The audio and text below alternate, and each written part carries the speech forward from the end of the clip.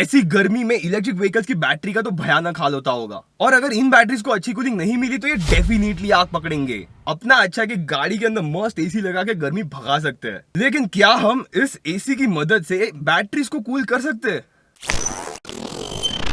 Majority गाड़ियों के air conditioning system में R134A रेफ्रिजरेंट यूज किया जाता है, जो इवेपोरेटर से होकर सुपर हीटेड गैस के फॉर्म में कंप्रेसर में एंटर करेगा।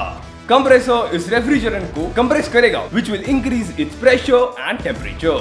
यहाँ से high pressure high temperature refrigerant condenser में जाएगा, जहाँ पे उसका फेज चेंज होगा। मतलब वो गैस से लिक्विड फेज में कन्वर्ट होगा, क्योंकि कंडेंसर में रेफ्रिजरेंट में से लेटेंट हीट निकाली जाएगी with the help of air which is flowing from the front of the car. Condenser के साथ रिसीवर ड्रायर भी लगा होता है, जो रेफ्रिजरेंट में से मॉइस्चर निकाल कर उसे फिल्टर करेगा।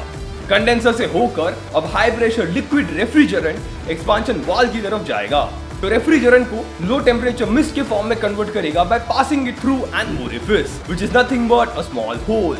अब ये लो टेम्परेचर मिस्ट फॉर्म वाला रेफ्रिजरेंट इवेपोरेटर में से गुजरेगा, जहां पे रेफ्रिजरेंट हवा से हीट एब्सॉर्ब करके हवा को ठंडा करेगा, so that air becomes cold which is blown in the passenger compartment of the car. अब इवेपोरेटर में रेफ्रिजरेंट ने जो हीट एब्सॉर्ब की वो लेटेंट हीट थी, मतलब उसका टेम्परेचर ज्यादा नहीं बढ़ेगा, लेकिन उसका स्टेट जरूर चेंज होगा into gaseous form, because evaporator से रेफ्रिजरेंट फिर से कंप्रेसर में जाएगा, और अगर वो लिक्विड फॉर्म में कंप्रेसर में गया तो कंप्रेसर में हाइड्रोस्टेटिक लॉक हो सकता है, मतलब कंप्रेसर ही डैमेज होगा और बहुत खर्चा करना पड़ेगा।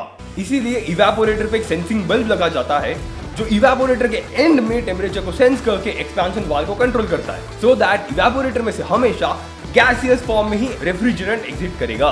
And this cycle continues, and that's how an air conditioning system works. गर्मी के सीजन में एसी तो हमारे गाड़ियों के पैसेंजर कंपार्टमेंट को अच्छे से ठंडा करेगा, लेकिन इलेक्ट्रिक व्हीकल्स की बैटरीज को बाहर की गर्म हवा ही झेलनी होगी ना, मतलब इनडायरेक्टली ही सही। अब तुमने ये बुक पढ़ के इलेक्ट्रिक व्हीकल्स के बैटरी के कूलिंग सिस्टम्स के बारे में जरूर जान लिया होगा, लेकिन इन सिस्टम्स में इशू ऐसा है कि बैटरी का कूलेंट हर सेल से हीट एब्सॉर्ब करता जाएगा, मतलब हर सेल के बाद कूलेंट का टेम्परेचर थोड़ा बढ़ेगा, और लास्ट सेल तक पहुंचते वक्त उस कूलेंट का टेम्परेचर पहले सेल से तो काफी ज्यादा ही होगा, और वो लास्ट सेल को ढंग से ठंडा नहीं कर पाएगा। और जब कूलेंट इन सेल से एब्सॉर्ब करी गई हीट हमारे बाहर की हवा में रिलीज करने वाला है, which in this season is quite hot, ऐसे में कूलेंट का लोएस्ट टेम्परेचर भी काफी हाई होगा। ऐसे केसेस में वो लास्ट सेल में थर्मल रनअवे होने के ज्यादा चांसेस है। लेकिन अगर हम गाड़ी के एसी की मदद से ही बैटरी को ठंडा करें तो instead of using the hot ambient air to cool the battery coolant, we can use the cold air from the air conditioning system to cool it. Like जो ठंडी हवा इवेपोरेटर से गुजरेगी उसे हम डाइवर्ट करके बैटरी के रेडिएटर को देकर बैटरी के कूलेंट को ठंडा कर सकते हैं, which can indirectly keep the temperature of the battery cells very low in such hot conditions. Now that's one solution, लेकिन इसे और भी efficient बनाया जा सकता है।